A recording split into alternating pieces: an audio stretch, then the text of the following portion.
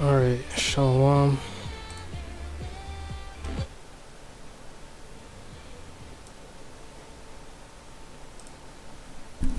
Shalom. Call Halal Yahweh Bahasham Yahushai. This is your brother War making a video to feed the sheep, to edify the lambs. Shalom to the Akim and Akwathim that are going to be watching this video. Yahweh Bahasham Yahushai. Rakatham. Call Halal Yahweh Bahasham Yahushai. I told y'all I was gonna put out another video for y'all today, which was gonna be on another topic, but I seen this when I woke up today, and the first scripture that came to mind was at Revelation, the 18th chapter, going into Babylon and the kings of the earth. Because remember yesterday's video I said how these elites in these different countries are all benefiting off of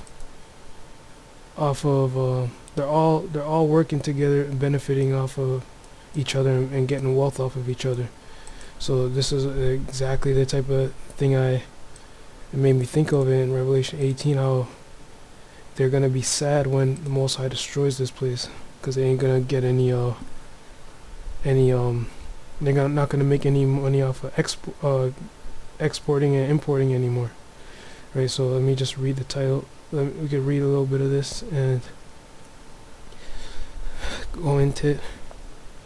It can't be too loud because my aunt's in like the room right next to me, you know, so it's like if my voice is kind of low. I already got a low voice in the first place.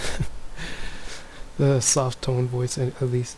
Now it says Canadian rights groups press Trudeau to halt record-breaking arms sales to Saudi Arabia over Yemen war. Right, 5 hours ago, so it was updated. Now it says Canadian NGOs demand the cabinet stop the thriving weapon export to Riyadh, Ottawa's second largest non-US arms buyer and a major actor in the Yemen war. The UN has already taken Canada to task for the shipments. It says a total of 39 human rights, arms control, and labor organizations, among them Canadian branches of Amnesty International and Oxfam, have penned an open letter to Prime Minister Justin Trudeau sounding the alarm about the serious ethical, legal, human rights, and humanitarian implications of Canada's ongoing exports to Saudi Arabia. Similar pleas were sent to the governor at least 3 times in March 2019, August 2019, and April 2020, but were left unanswered, the signatory said. Now it says Canada's arms exports to the Saudi kingdom, which leads a coalition of Arab nations fighting against Shia Houthi militias, have almost doubled since 2018, amounting to $2.9 billion in 2019, the letter states. Riyadh is now the largest recipient of Canadian military products apart from the US. Now it says the Canadian NGOs, I'm not sure what the NGO is, demand the cabinet. It says that they brought this up to that the UN has already taken Canada to task for the shipments. Well, the people who are in the UN are they're on the surface, you know, on the media, they'll act like they're really trying to make deals and adjustments to it, but we're telling you, man, they're all in this thing together. Canada's making money off of it. Who's really gonna tell Canada and America anything in the UN? Right? You know how many times Trump be going around putting tariffs on people and the UN ain't telling them nothing? They're all in it together. Them Saudi Arabian princes and kings, they're making money off of this. The Trudeau's making money off of this. They're making Canada money. It's making these countries money. Which goes into, let's get that Psalm 83 in blue letter actually.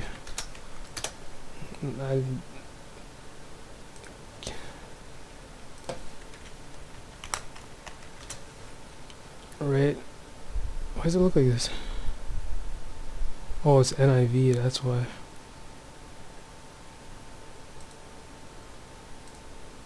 Okay, it says Psalms 83 and verse 1, it says, "Keep not thou silence, O Most Highest, hold not thy peace, and be not still. most highest. For lo, thine enemies make a tumult, and they that hate thee have lifted up the head. Right? So this is going into the enemies of the Most High Yahweh, the God of Israel. Right?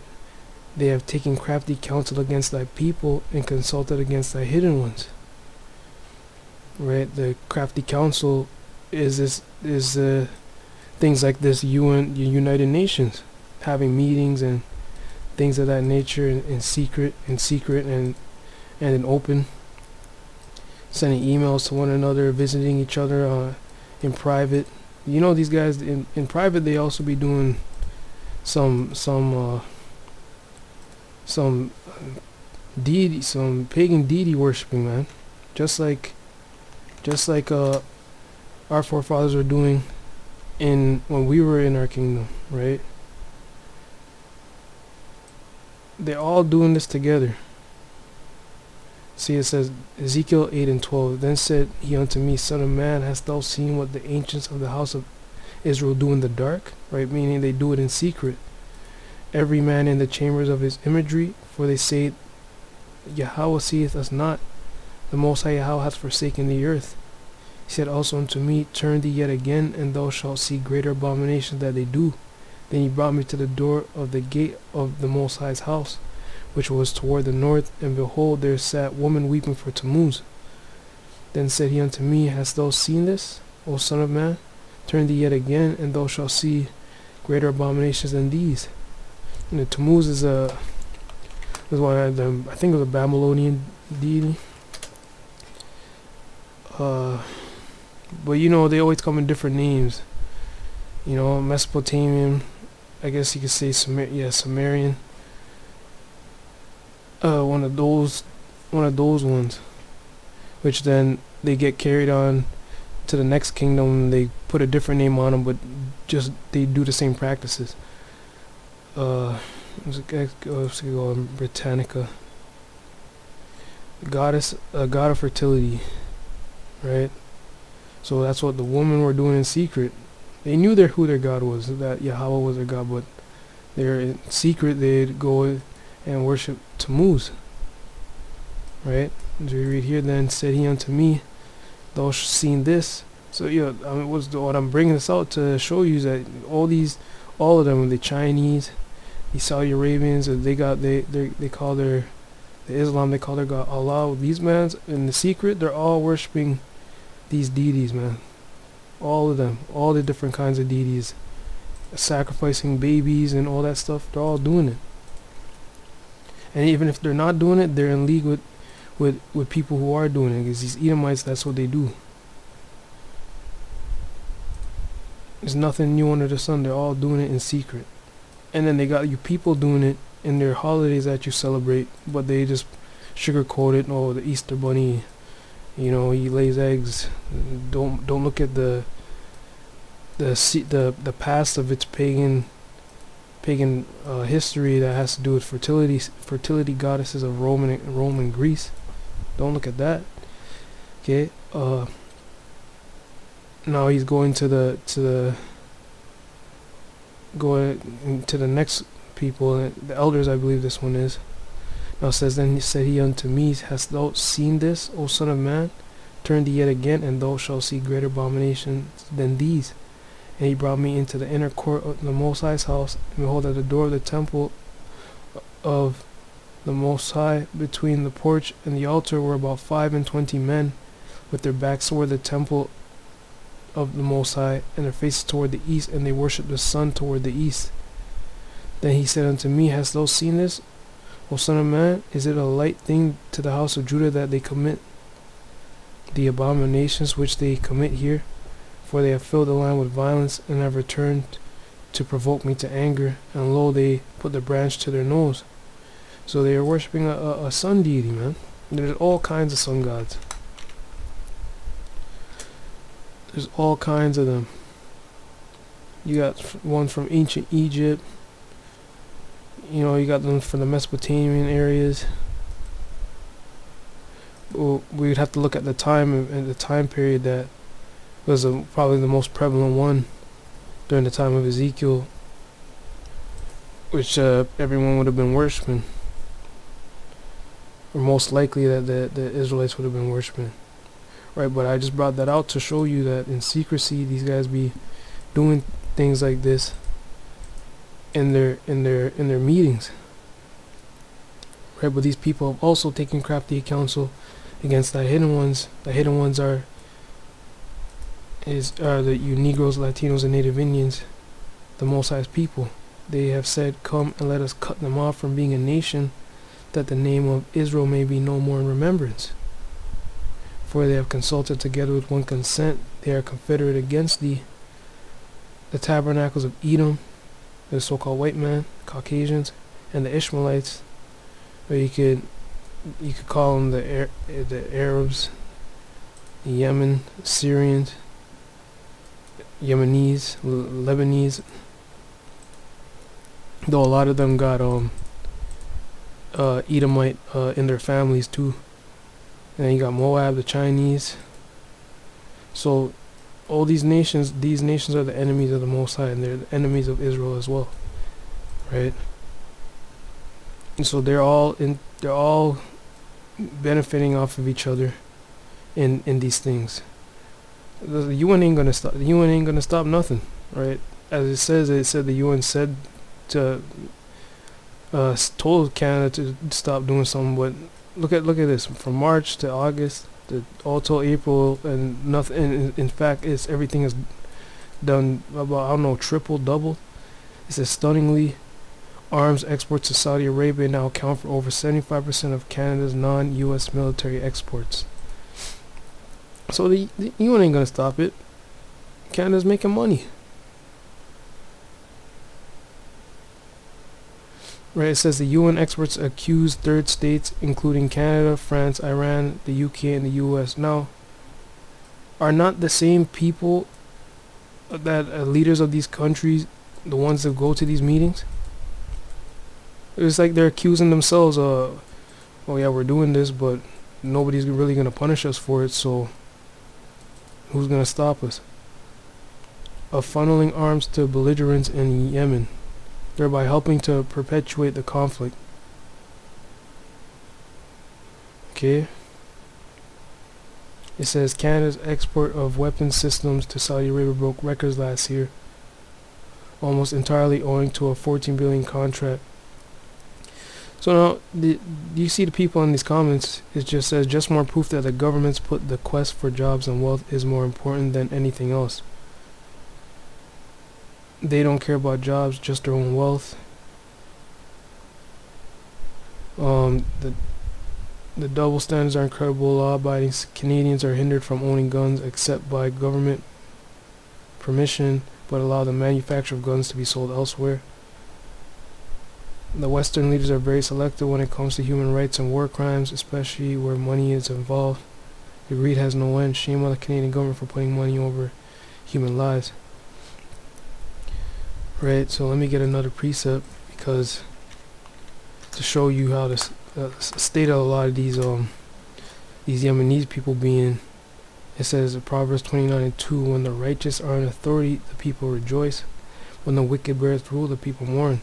Now the Yemenis be getting oppressed by their own people, man. You guys don't know, y'all don't know malnutrition and poverty like these guys do, man. They are finished over there, man. It says the organization reports that an estimated of 462,000 children in the country suffer from severe malnutrition, an increase of around 200% since 2014.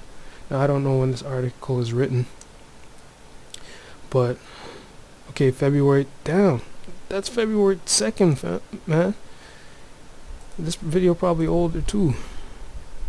Yeah, it's from 2016. Yeah, these guys are getting fucked up.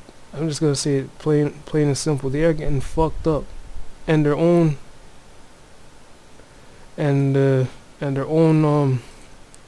leaders ain't doing nothing to help them, because they're all wicked together. They're all wicked together, man. That's why That's why when it's time for us to rule, we're gonna lay hands on these people, man. And y'all gonna know real oppression when we get our hands on you. When we get our hands on you, you Edomites, you Arabs, you Chinese. When our king comes back, you're going into slavery, man, and you're gonna have a hardcore bondage worse, two times worse than what we went through. There ain't nothing you can do to stop it, and you deserve it. The way you plaguing your own people. Now, I don't feel bad for them because their own people oppressing them. The difference between us and them is that we being ruled over by another nation of people. Right? How do I not know how to spell it? Wow. I'm gonna just type in Levi. So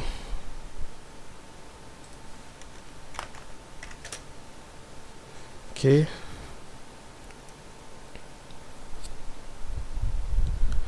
See, they being ruled over by their own people, we getting ruled over by another nation of people. Right? It says Leviticus 26 and 17, and I will set my face against you, and ye shall be slain before your enemies. They that hate you shall reign over you, and ye shall flee when none pursueth you. So they don't have to be ruled over by them, that they're people that hate them, of another nation. Right? But we are ruled over by another nation of people that hate us.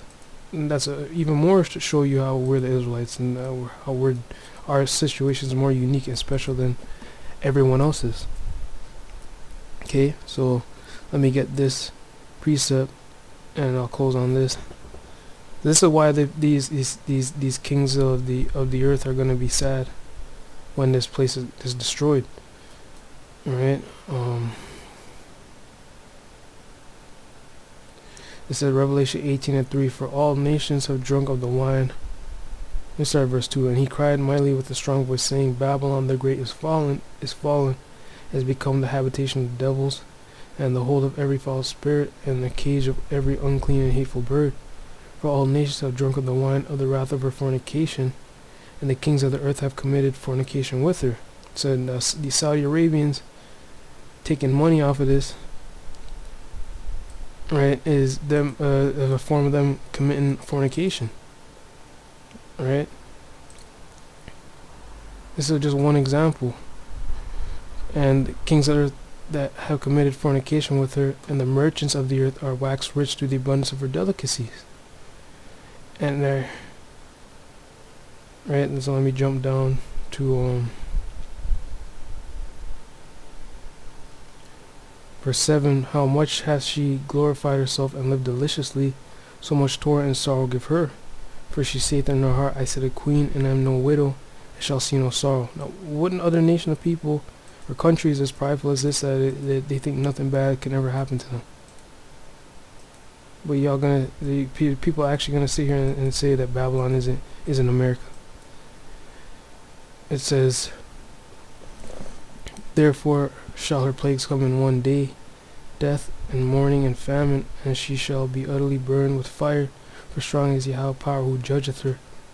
And the kings of the earth who have committed fornication and lived deliciously with her shall bewail her and lament for her when they shall see the smoke of her burning. Right? The Chinese, the Japanese, the Saudi Arabians, the Iranians, the Koreans, South Koreans specifically. They're all gonna be sad when or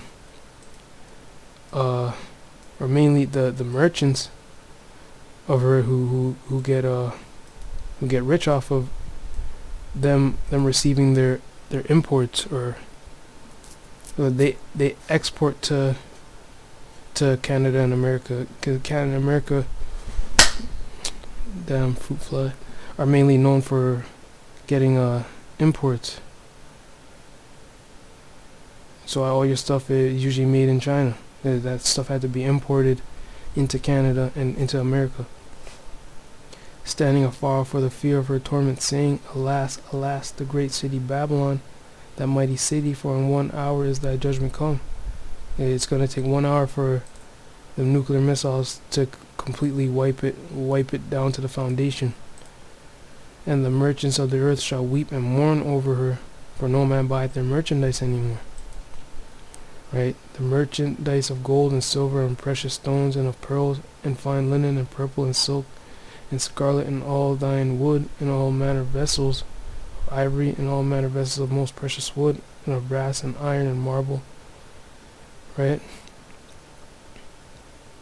Just to get the gist of it, verse 15, the merchants of these things which were made rich by her shall stand afar off for the fear of her torment, weeping and wailing, and saying, Alas, alas, the great city that was clothed in fine linen and purple and scarlet and decked with gold and precious stones and pearls.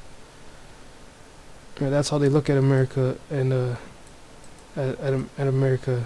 The main tourist attraction in America, places like New York, California, Washington D.C., Texas.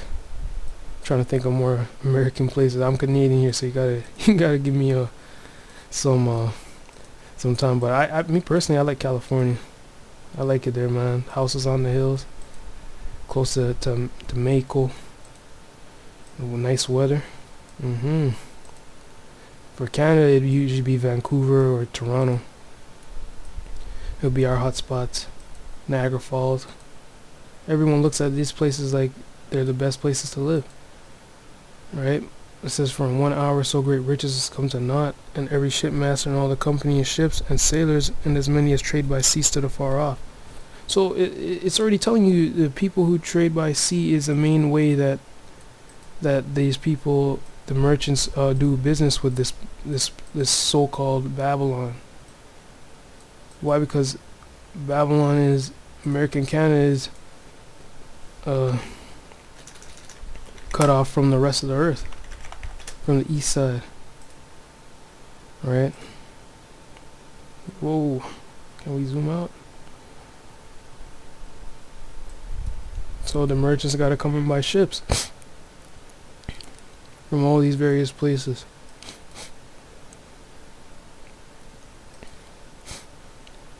Okay. Oops. Annoying ass fly. And the.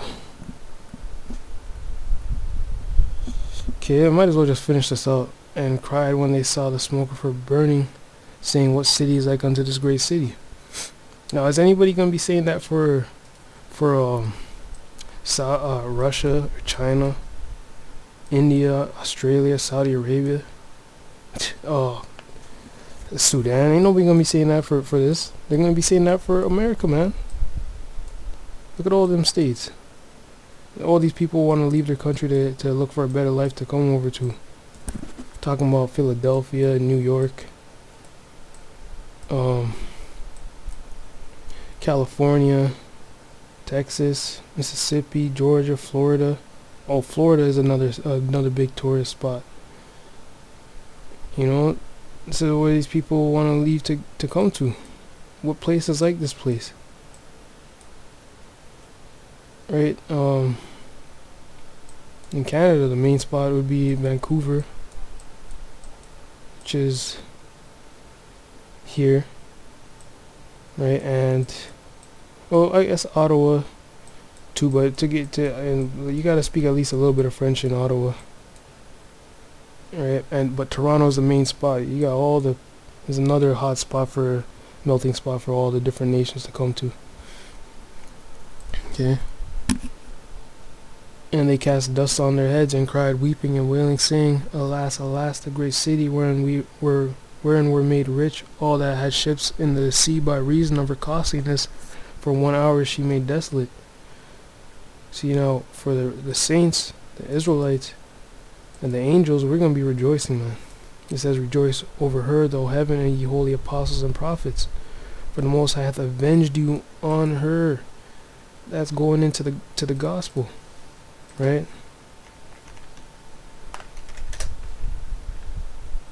It says,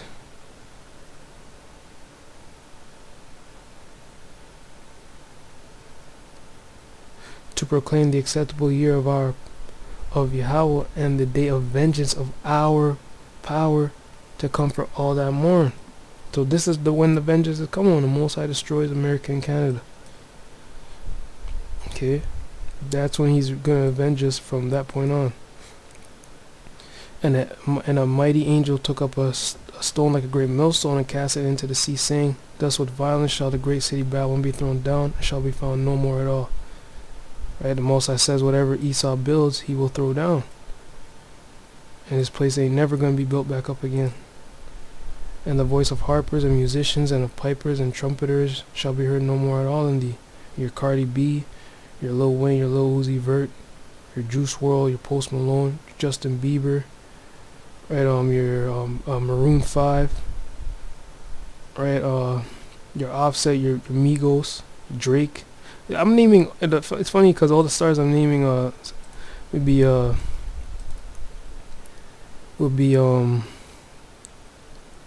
Israelites or so-called Negroes. But those are the most popular ones that are known worldwide, anyways. Right?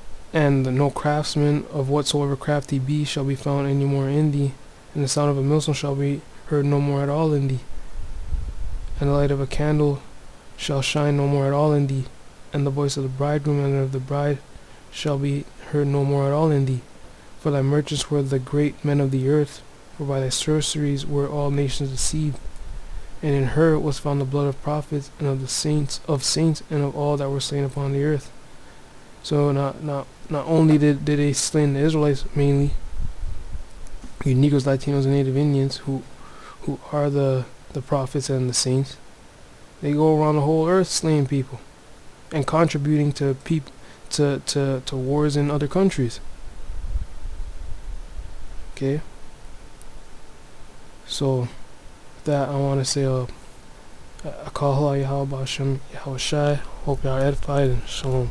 Shalom.